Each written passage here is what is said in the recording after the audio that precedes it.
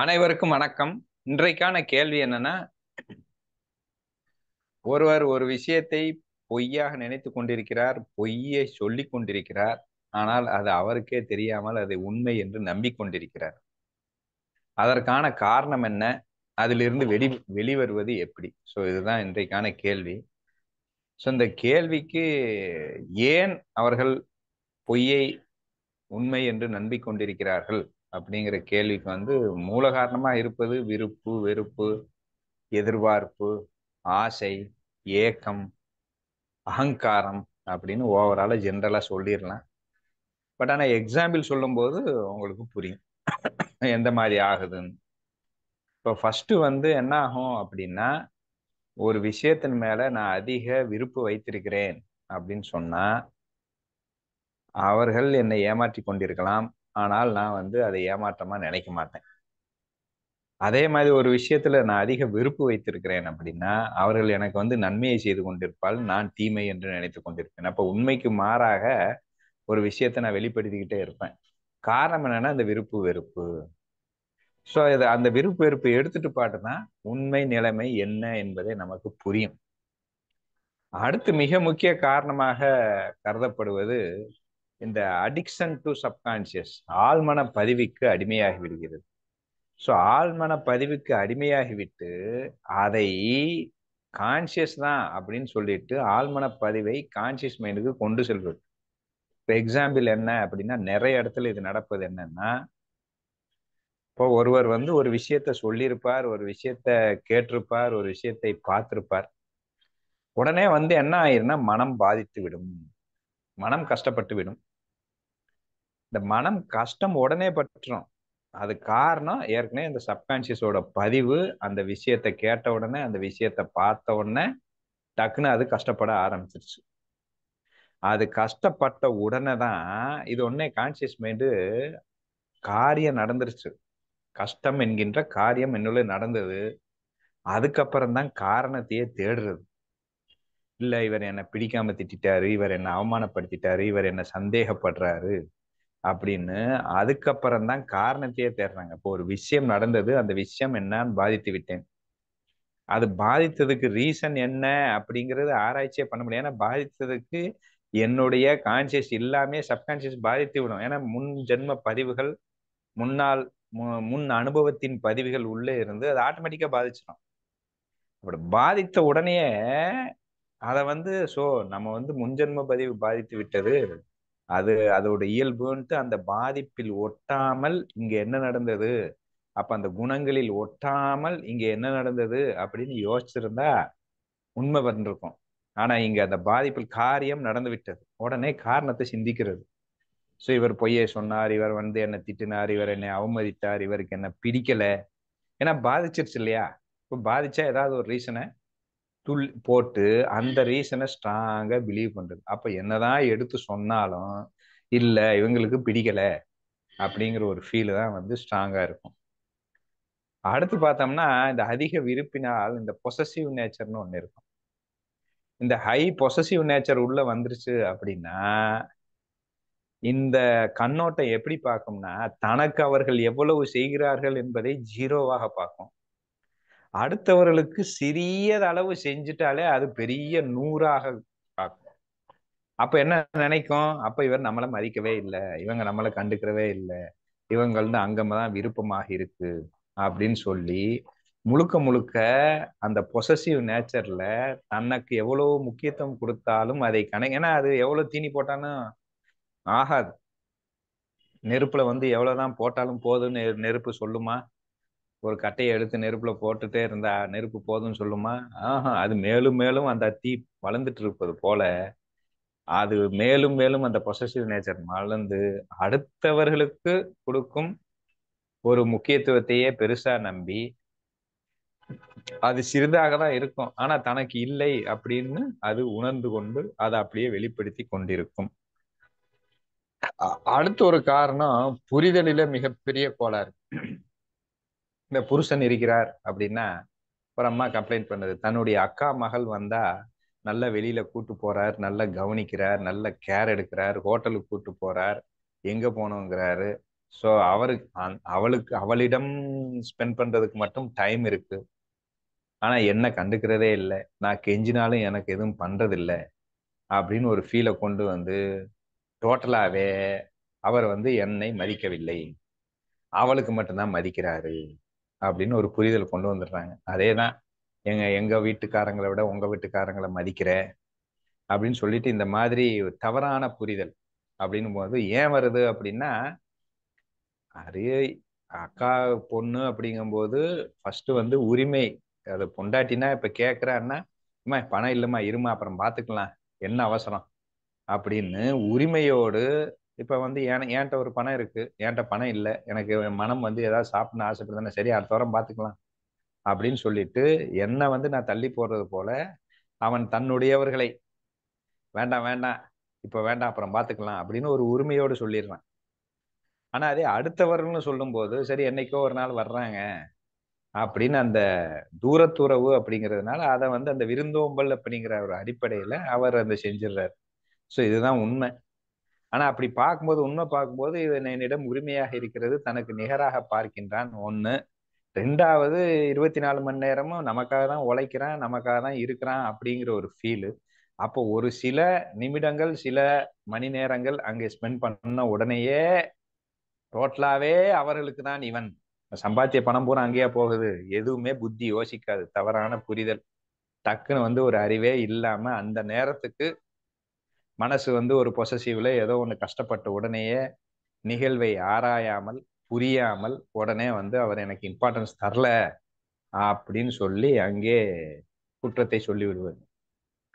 So இது ஒரு அறியாமையிலிருந்து வருவது.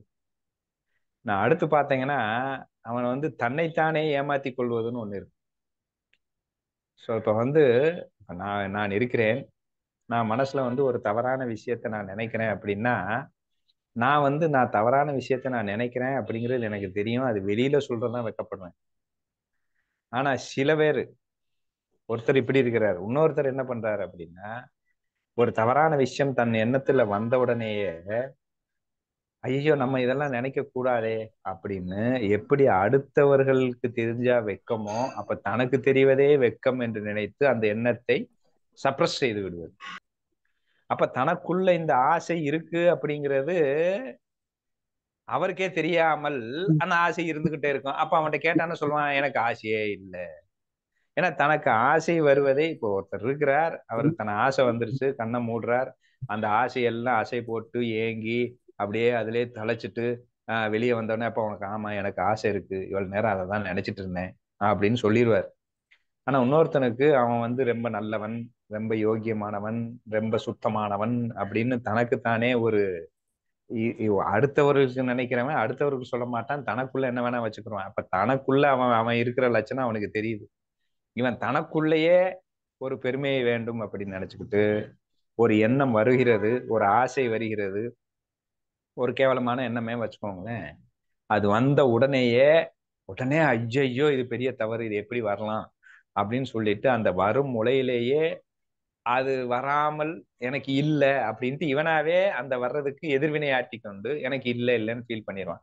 அது என்ன ஆகும், உள்ள போய் சப்ரஸ் ஆகி உக்காந்துக்கிட்டே இருக்கும்.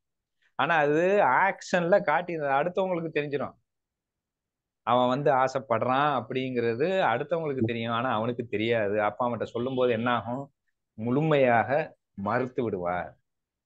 அப்ப முழுமையாக மறுத்து விடும் போது என்ன ஆகும், டோட்டலா அங்க வந்து ஒரு கொலாப்சேஷன் நடந்துவிடும். அப்போ ஆட்டோமேட்டிக்கா என்ன ஆச்சுன்னா, தனக்குள்ளேயே அவன் பெருமையா நினைக்கும் அந்த ஒரு அறியாமையின் விளைவு, தானே உத்தமன் என்று தன்னை பாவித்துக் கொண்டு தனக்குள் இருக்கும் நல்லது கெட்டதை புரியாமல் தான் நினைத்ததே சரி என்று நினைத்து வெளிப்படுத்தி கொண்டிருப்பார்.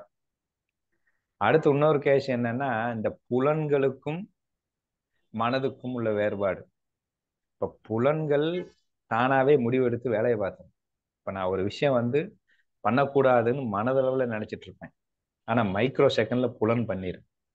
இந்த புலன் பண்ணுவதை ஏற்றுக்கொள்ளாமல் அறியாமையினால் நான் பண்ணக்கூடாதுன்னு தான் நினைச்சேன், நான் பண்ணக்கூடாதுன்னு தான் நினைச்சேன் அப்படின்ட்டு அந்த மனதை தான் வெளிப்படுத்திட்டு இருப்பான். ஆனா உன் புலன்கள் செயலாற்றியது என்பதை அவனே ஏற்றுக்கொள்ள மாட்டான். எப்போ நீ நினைச்சது சரிதான், இப்ப காலையில் 4 மணிக்கு நான் எந்திரிக்கணும்னு நினைச்சேன், நான் நினைச்சேன் நான் பியூர் தான், நான் நல்லவன் தான், நான் எந்திரிக்கணும் தான் நினைக்கிறேன்.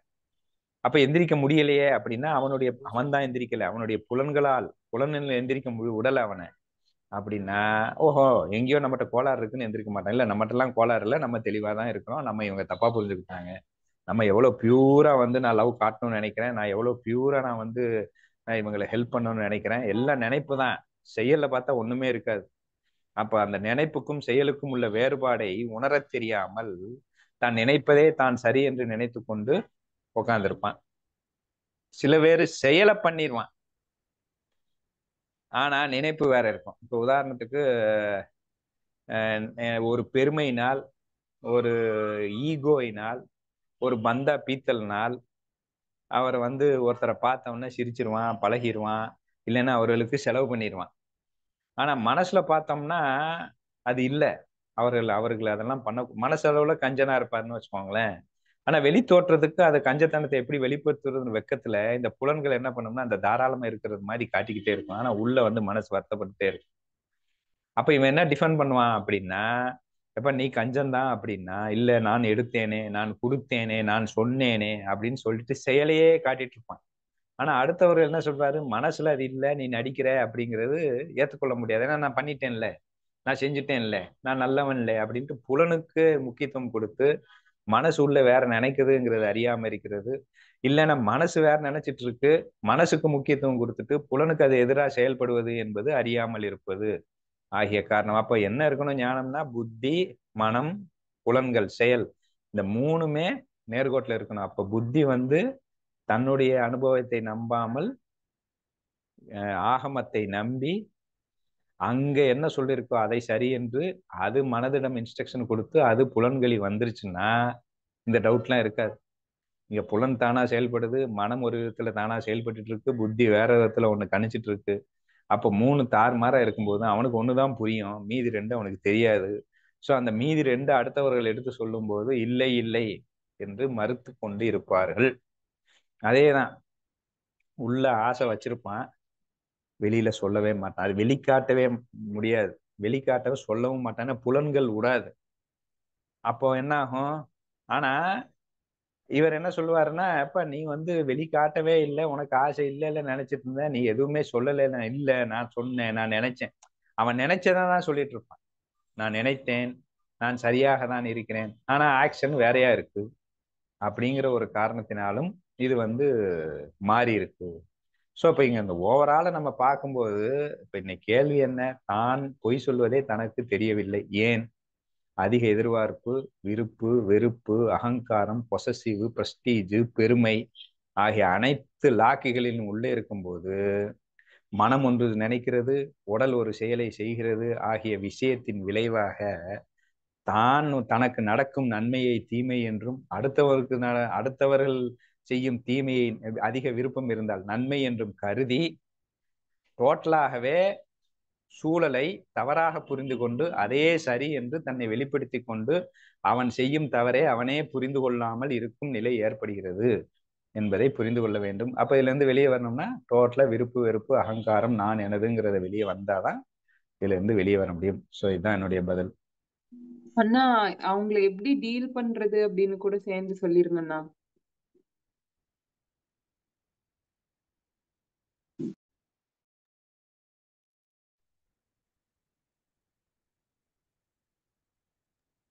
ஸ்ரீகாந்த் பூபதி அண்ணா. பூபதி அண்ணா, அந்த மாதிரி ஆட்களை நீங்கள் எப்படி டீல் செய்ய வேண்டும்னு சேர்த்து கேட்டிருந்தேன். என்ன அந்த மாதிரி ஆட்கள் உன் பக்கத்தில் இருந்தால் அவர்களை எப்படி டீல் செய்ய வேண்டும்னு இன்னொரு கொஸ்டின் கேட்டிருந்தேன், அதையும் சேர்த்து சொல்லுங்க அப்படிங்கிற.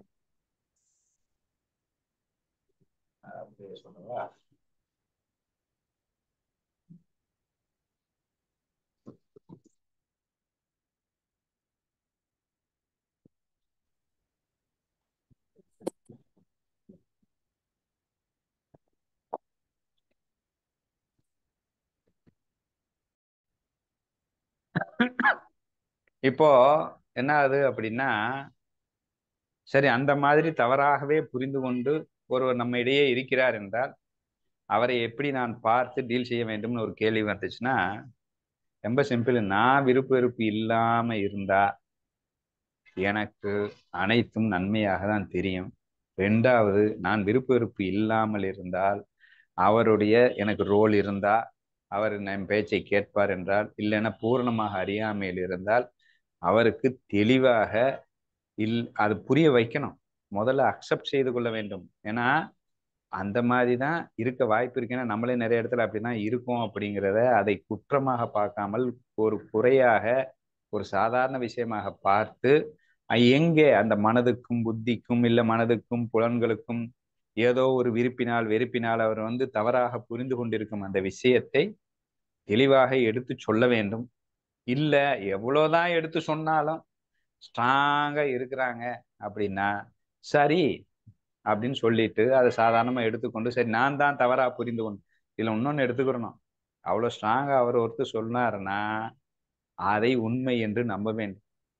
இருக்கட்டுமே, ஏன் நான் நினைச்சது நான் கணித்தது தான் சரி என்று இருக்க வேண்டியிருக்கு. ஆமா அவர் பொய் சொல்றாருன்னு தெரியுது, தெளிவா தெரியுது, ஆனா அவர் ஸ்ட்ராங்கா பிலீவ் பண்றார் அப்படின்னா எங்கேயோ அவர் செயலிலே வந்து தவறு இருந்தாலும் மனசுல ஏதோ அந்த நினைப்பு இருக்கு, ஏதோ ஒண்ணு வந்து தான் அது சொல்ல வர்றாரு அப்படின்னு சொல்லிட்டு ஒரு வேளை உண்மையாக இருக்கலாம். ஏன்னா கண்ணால் காதல் கேட்பதும் போய் காதால் கேட்பதும் போய் ஏன் நான் வந்து பியூர் இல்லாம இருக்கலாம், ஏதோ ஒண்ணு நான் தப்பா புரிஞ்சிருக்கலாம் அப்படிங்கிறதுல சரிப்பா அது உண்மைதான் அப்படின்னு எடுத்து சொல்லலாம்.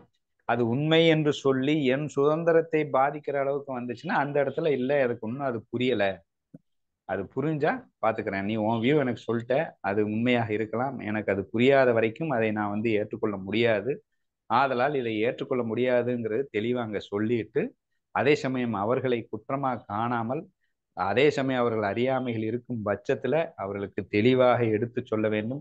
கேட்டாலும் கேட்கலவின்னாலும் அவர்களை ரசிக்க வேண்டும். அப்பதான் நமக்கு ஈகோ இல்லைன்னு அர்த்தம். உடனே அவர்களை குற்றமா பார்த்து இவங்க இப்படி இருக்கிறாங்க, இவங்ககிட்டலாம் நம்மளால இருக்க முடியாது, இவங்ககிட்டலாம் நம்மளால பேச முடியாது அப்படின்னா அப்ப நம்மகிட்டயும் நம்மளால இருக்க முடியாது அப்படிங்கிறத புரிஞ்சு கொண்டு அதை எளிதாக டீல் செய்ய வேண்டும், அவர்களோடு விளையாட வேண்டும். அதே சமயம் அவர்களை கண்டுகொள்ளாமல் இருக்கவும் பழக வேண்டும். மீதி எல்லாம் தானா நடக்கும். ஸோ இதுதான் என்னுடைய பதில்.